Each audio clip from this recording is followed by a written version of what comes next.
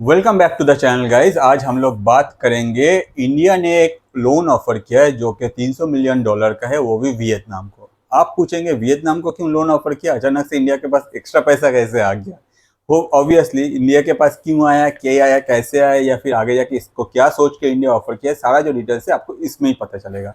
तो ये जो न्यूज़ है ये ज़्यादा हाईलाइटेड नहीं हुआ इंडियन मीडिया के तरफ से। ऑन द अदर साइड अगर हम लोग देखें वर्ल्ड मीडिया के तरफ से ये जो न्यूज़ है ये ज़्यादा हाईलाइटेड किया गया। तो इसके पीछे एग्जैक्ट रीजन क्या है, तो मैं आपको बताऊं, जब भी कोई जो कंट्री के हेड होते हैं वो लोग जब ट्रैवल करते हैं दूसरा कंट्री के हेड के साथ मिलने के लिए, जैसे कि नरेंद्र मोदी जी हो गए, पुतिन हो गए, या फिर जो बिडेन हो गए, या फिर चाइना के जिनपिंग हो गए, तो हम लोग हमेशा क्या देखते हैं, मीडिया उन लोगों के मतलब पीछे हर एक न्यूज़ को पूरा अपडेट करते हैं। मगर वियतनाम और इंडिया का जो पीएम एक साथ मिले वो भी इंडिया में, इसको ज़्यादा हाईलाइटेड नहीं किया गया। तो चलिए ठीक है, डिपेंड करता है। अगर ये पुतिन आता तो ऑब्वियसली ये हाईलाइटेड होता, या फिर जो बिडेन आता, कमला हैरिस आता, तो और भी ज़्यादा हाईलाइटेड किया जाता। मगर मेन चीज़ पे आते हैं कि एग्जैक्टली इंडिया और वियतनाम एक साथ क्यों मिले। अगर हम लोग देखें, वियतनाम एक ऐसा कंट्री है, वो इंडिया का दोस्त भी है, साथ ही साथ इंडिया का कंपिटिटर भी है। मगर वियतनाम के साथ इंडिया का जो रिलेशन है ये काफ़ी अच्छा है। मतलब ऐसा नहीं है कि आप मेरा कंपटीटर हो इसके लिए हम लोग हमेशा लड़ते रहेंगे, जैसे कि चाइना के साथ होता है कि भाई हर चीज़ में लड़ाई, कुछ भी बोलने जाओ तब भी लड़ाई, नहीं बोलो तब भी लड़ाई, हमेशा घर में घुस आते हैं। तो ये सब चलता ही रहता है, ये चाइनीज़ जो है उन लोगों का हैबिट है। ऑन द अदर साइड अगर वियतनाम के साथ इंडिया का जो रिलेशन देखें तो लॉन्ग टर्म में ये बहुत अच्छा है। प्रेजेंटली क्या हुआ, प्रेजेंटली वियतनाम के जो पीएम थे वो इंडिया आए, इंडिया विजिट किया, और इंडिया विजिट करने के बाद वो पीएम मोदी से मिले। और पीएम मोदी के तरफ से वियतनाम को एक ऑफर दिया गया जिसमें कहा गया कि भाई आपको हम लोग $300 मिलियन का एक लोन प्रोवाइड करेंगे। ये जो लोन है ये मेरीटाइम सिक्योरिटी के लिए है। मतलब वियतनाम को आगे जाके अगर कुछ भी ऐसा ज़रूरत है अपने डिफेंस में जो इंडिया मैन्युफैक्चर कर रहे हैं, तो उसमें इंडिया जो है उसमें हेल्प करेगा। सोचिए कि अगर वियतनाम को गन्स चाहिए, या फिर हेलीकॉप्टर चाहिए, या फिर वारशिप चाहिए, या फिर सबमरीन्स चाहिए, तो वो इंडिया वियतनाम को सप्लाई करेगा, और उसका टोटल अमाउंट जो है वो है $300 मिलियन। मतलब वियतनाम अगर चाहे इंडिया से ये सारा डिफेंस जो इक्विपमेंट है ये ले सकता है, और इसके बदले वियतनाम को एक सिंपल जो बहुत ही कम इंटरेस्ट है वो प्रोवाइड करना पड़ेगा। साथ ही साथ वियतनाम ईएमआई में इंडिया को ये जो पैसा है ये वापस करेगा। मतलब इससे क्या होता है, इससे इंडिया का जो डिफेंस सेक्टर है, या फिर इंडिया का जो डिफेंस में अभी जो जो हम लोग प्रोडक्शन करें वो सब सामान भी बिक जाएगा। On the other side Vietnam के साथ अगर हम लोग का ट्रेड होता है तो आगे जाके वियतनाम के साथ इंडिया का जो रिलेशन है वो और भी गहरा होगा। तो आप बोलेंगे भाई, आप जो बोल रहे थे कि वियतनाम हम लोग का कंप्यूटर है, आते हैं उस पर कि वियतनाम हम लोग का कंप्यूटर भी है और वियतनाम हम लोग का दोस्त भी है। तो पहले जो है दोस्ती का बात करते हैं। अब आते हैं कि वियतनाम और इंडिया के बीच में ये जो दोस्ती है कैसे बढ़ गया। वियतनाम और इंडिया के बीच में बहुत सारा सिमिलरिटीज है। आज के डेट में चाइना ऐसा कंट्री है जिसके साथ वियतनाम का भी पंगा है और इंडिया का भी है। चाइना के साथ इंडिया भी बॉर्डर शेयर करता है, वियतनाम भी बॉर्डर शेयर करता है। वियतनाम का जो बॉर्डर है चाइना के साथ, वहाँ एग्जैक्टली वियतनाम और चाइना में प्रॉब्लम है। आज के डेट में इंडिया का जो बॉर्डर है चाइना के साथ उसमें भी प्रॉब्लम है। साथ ही साथ वियतनाम एक ऐसा कंट्री है जो कि चाइना के साथ ऑलरेडी वॉर लड़ रहा है, और चाइना को जवाब भी दिया है, और इंडिया भी चाइना के साथ वॉर लड़ रहा है, जवाब दिया है। तो इतना सारा जो कॉमन है, एक कहावत है कि भाई दुश्मन का दुश्मन जो है वो दोस्त होता है, तो कुछ ऐसा ही कॉन्सेप्ट है। इस हिसाब से अगर देखा जाए वियतनाम और इंडिया जो है वो एक अच्छी रिलेशन शेयर करता है। प्रेजेंटली इंडियन गवर्नमेंट की तरफ से ये लोन ऑफर किया गया है, और आगे जाके वियतनाम क्या करते हैं वो कम्प्लीटली अपडेट किया जाएगा जब भी कोई नेक्स्ट इन्फॉर्मेशन आएगा। अब आते हैं हम लोग दूसरे चैप्टर के, भाई वियतनाम हम लोग का कंप्यूटर कैसे बन गया। तो 2016 से 2020 तक ट्रम्प जो थे यूएस के प्रेसिडेंट थे। तो ट्रम्प उस टाइम में जितना भी यूएस के कंपनीज थे उन लोगों को बोल दिया कि भाई आपका जो मैन्युफैक्चरिंग है चाइना से वापस लाओ, चाइना में रखना नहीं है, चाइना से आप ये शिफ्ट करो। तो ये बात जब वियतनाम या फिर इंडिया सब सुने तो सब एक्सपेक्ट कर रहा था कि भाई हम लोग के पास जो है ये मैन्युफैक्चरिंग जो हब है ये आ जाए। आज के डेट में अगर हम लोग इंडिया में देखें, बहुत सारा यूएस का कंपनीज है जो इंडिया में मैन्युफैक्चरिंग कर रहे हैं। ऑन द अदर साइड उस टाइम में क्या हुआ, उस टाइम में डिफरेंट कंपनीज जो है वो इंडिया आने के बदले वो लोग वियतनाम को प्रेफर किया। अब इसके पीछे क्या रीज़न है, भाई वियतनाम तो इंडिया से छोटा कंट्री है, मगर वियतनाम को क्यों प्रेफर किया। उससे आगे तो आप बोलेंगे इंडिया में आना चाहिए था ऑब्वियसली, मगर इंडिया में नहीं आया। उसके पीछे भी एक रीज़न है इंडिया जो है एक डेमोक्रेटिक कंट्री है। यहाँ अपोजिशन का पास या फिर कोई भी मतलब नॉर्मल एक इंसान के पास भी बहुत सारा अथॉरिटी है, और वो लोग चाहे तो डिफरेंट टाइप में डिफरेंट मतलब कुछ भी अगर सेटअप किया जाए तो उसके अगेंस्ट में अपना जो वॉइस है वो रेज कर सकते हैं। ऑन द अदर साइड अगर हम लोग वियतनाम को देखें, वियतनाम में डेमोक्रेसी नहीं है। वियतनाम में जो है एक ही पार्टी है और वो जो लॉ इन्वेंट करता है या फिर वो जो लॉ वो लोग बना देता है वही चलता रहता है, जिसके वजह से आगे जो वियतनाम के जो सिटीजन्स है वही लॉ फॉलो करता है। और वियतनाम में ऐसा हर चीज़ में जो प्रोटेस्ट इंडिया में हम लोग देखते हैं वो हो नहीं सकता। तो इसके वजह से जो इन्वेस्टर थे, जो लोग के अपना मैन्युफैक्चरिंग हब सेटअप करने वाले थे, उन लोगों को लगा कि भाई इंडिया से भी अच्छा है वियतनाम, क्योंकि वियतनाम में इतना सब जो झमेला होता है ये सब नहीं है। और अगर हम लोग वियतनाम में इन्वेस्ट करेंगे तो वो इन्वेस्टमेंट लॉन्ग टर्म में हम लोग को मतलब सुकून से काम करने का देगा।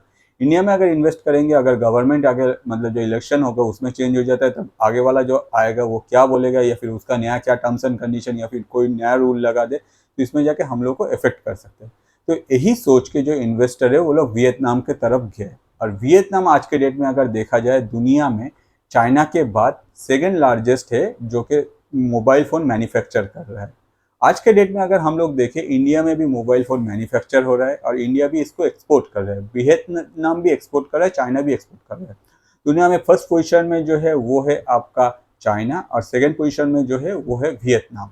प्रेजेंटली अगर हम लोग देखें, वियतनाम अपने तरफ से कोशिश कर रहे हैं वो लोग का पास जो मैन्युफैक्चरिंग हब है या फिर जो एक्सपोर्ट है उसको और बढ़ाने के लिए। लास्ट ईयर का अगर हम लोग डेटा देखें, चाइना ने अपने तरफ से 132.5 बिलियन डॉलर का मोबाइल जो है चाइना से एक्सपोर्ट किया था। वियतनाम ने किया था 26 बिलियन डॉलर का और इंडिया किया था 15 बिलियन डॉलर का मोबाइल एक्सपोर्ट अपने तरफ से। तो ये सुन के आप सोचेंगे भाई इंडिया तो बहुत पीछे है। इंडिया पीछे है ये पता है, मगर इंडिया ग्रो कर रहा है। अगर हम लोग डेटा को कंपेयर करें प्रीवियस ईयर के डेटा के साथ तो हम लोग को पता चलता है चाइना का जो सेल्स है वो डिप हुआ है। On the other side Vietnam का जो सेल्स है वो भी डिप हुआ है और इंडिया का जो सेल्स है वो आगे बढ़ रहा है। मतलब इंडिया देर से स्टार्ट किया, इसके वजह से इंडिया जो है कम एक्सपोर्ट कर रहे हैं। ऑन द अदर साइड अगर हम लोग देखें, इंडिया का जो ग्राफ है ये ग्रो कर रहा है। मतलब इंडिया जो एक्सपोर्ट करना स्टार्ट किया तो वो जो बायर थे वो लोग चाइना से शिफ्ट हो गया इंडिया में या फिर वियतनाम से शिफ्ट हो गया इंडिया में। और ये धीरे धीरे जो ये ट्रेंड है ये धीरे धीरे बढ़ रहा है। तो आगे जाके हो सकता है कि इंडिया एक टाइम में वियतनाम को क्रॉस कर दे या फिर चाइना के पास भी चला जाए, या फिर चाइना में अगर कुछ पता नहीं, चाइना में तो हर टाइम कुछ ना कुछ होता रहता है, तो हो सकता है कि इंडिया कभी ना कभी जाके चाइना को भी बीट कर दे अगर सब कुछ ठीक रहा, अगर इस रेस मतलब अभी जैसे चल रहा है उस हिसाब से अगर चलता है। तो ये जो डेटा है ये यही शो करता है कि वियतनाम जो है अच्छी तरह से मोबाइल मैन्युफैक्चरिंग या फिर डिफरेंट टाइप ऑफ जो गुड्स है वो मैन्युफैक्चरिंग करके वो एक्सपोर्ट कर रहे हैं। इंडिया ने बहुत पहले ही मेक इन इंडिया जो कॉन्सेप्ट है उस पर काम करना शुरू कर दिया और प्रेजेंटली हम लोग देख रहे हैं कि इंडिया का जो एक्सपोर्ट है डिफरेंट सेक्टर में और भी ज़्यादा बढ़ रहा है, जो कि एक अच्छी बात है। और यही एक्सपोर्ट को और भी आगे ज़्यादा ग्रो हो, इसलिए इंडियन गवर्नमेंट ने ऐसा एक स्टेप लिया है कि भाई एक स्टेप हम लोग लेते हैं जिसमें हम लोग दूसरा कंट्री को लोन देंगे, मगर लोन जो है उसमें आपको जो सामान है हम लोग का देश से खरीदना होगा और आप धीरे धीरे EMI में दीजिए, साथ ही साथ आप लोग को इंटरेस्ट भी पे करना पड़ेगा। अभी जो इंटरेस्ट रेट है ये आपको वियतनाम कैसे मतलब जो है उसको कम देना पड़ेगा, जो कि एक अच्छी बात है। ओवरऑल देखा जाए लॉन्ग टर्म में ये इंडिया का प्रॉफिट है। अगर चाइना फैक्टर नहीं होता तो हो सकता है कि इंडिया और वियतनाम ऐसा जो दोस्ती है ये शेयर नहीं करता। ऑन द अदर साइड दोनों एक दूसरे के सामना सामनी खड़ा रहता कि भाई हम लोग का जो प्रोडक्शन है वो और भी ज़्यादा ग्रो करेगा, वो बोला हम लोग का जो मैन्युफैक्चरिंग हब है वो हम लोग अपने कंट्री में और भी फास्ट ग्रो करेंगे और ज़्यादा एक्सपोर्ट करेंगे। तो ये हो सकता था, मगर प्रेजेंटली जो सिचुएशन है ये काफ़ी अलग है और दोनों कंट्री जो है एक अच्छा रिलेशन शेयर करता है और दोनों कंट्री अपने तरफ से अगर देखा जाए चाइना के अगेंस्ट में है। नॉट ओनली दैट, कुछ दिन पहले वियतनाम चाइनीज सी में फिलीपींस के साथ मिलके अगेंस्ट चाइना अपना युद्धाभ्यास किया है, जिससे पता चलता है कि भाई वियतनाम जो है ये चाइना को छोड़ने वाला नहीं है। इंडिया के साथ तो चाइना का पहले ही लगा है, US भी है उस साइड में, वेस्टर्न तो बहुत सारा कंट्रीज है। तो आप चाइना किस किस के साथ जो पंगा लेकर फिर रहा है ये तो अलग ही स्टोरी है, तो उसको अलग किसी वीडियो में बताऊंगा। आज जो है हम लोग वियतनाम पे कंसंट्रेट कर रहे हैं। मैं आपको एक मतलब पास्ट का एक इंसिडेंट बताता हूँ। एक टाइम में क्या होता, आज से करीबन 2 साल पहले इंडिया ने वियतनाम को ये सेम ऑफर दिया था, मगर उस टाइम में इंडिया ने बोला कि हम लोग जो है आपको जो है एक $100 मिलियन का लोन प्रोवाइड करेंगे। तो वियतनाम बोला कि भाई उससे हम लोग का क्या होगा, उससे तो हम लोग का कुछ आगे जाके होने वाला नहीं है।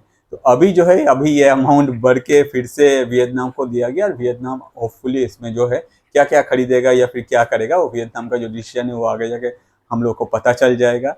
और इससे आगे जाके लॉन्ग टर्म में अगर हम लोग देखें इंडिया और वियतनाम का जो रिलेशन है ये और भी अच्छा होगा, जो कि एक अच्छी बात है। ऑन द अदर साइड ये सब देख के चाइना को तो फिर से गुस्सा आएगा, हो सकता है कि चाइना फिर से अपनी तरफ से जो ये बॉर्डर रिलेटेड जो इशू है इसको और भी ज़्यादा इंक्रीज करे, जो हम लोग को आने वाले दिन में पता चल सकता है। और ये सिर्फ इंडिया के अगेंस्ट में नहीं, ये वियतनाम के अगेंस्ट में भी हो सकता है। तो आगे जो भी होगा मैं कंप्लीटली आपको अपडेट देता रहूँगा, और होपफुली ये वीडियो आपको अच्छा लगा है। अगर आपको ऐसे इंटरेस्टिंग टॉपिक में और भी वीडियोज़ देखना है तो मैं आपको रिक्वेस्ट करूँगा मेरा YouTube channel that is Atanu Paul ATANU space PAEL को सब्सक्राइब कीजिए, और वहाँ डिफरेंट इंटरेस्टिंग टॉपिक में जो वीडियोज़ है आप देखिए। जो वीडियो आपको सबसे अच्छा लगता है वो आपका लाइफ में जो स्पेशल पर्सन है, या फिर आपका जो बेस्ट फ्रेंड है, या फिर आपके जो जीवन साथी है, उनके साथ शेयर कीजिए, ताकि उनको भी पता चले आपको क्या देखना अच्छा लगता है। और इससे हम लोग जैसे जो क्रिएटर है, हम लोग का यही प्रॉफिट है। अगर आप ये वीडियो शेयर करते या फिर चैनल को सब्सक्राइब करते तो हम लोग का जो रोजी रोटी है वो चलता रहता है। तो इस वीडियो में इतना ही, नेक्स्ट वीडियो लेके मैं फिर से हाजिर हो जाऊंगा। Thank you.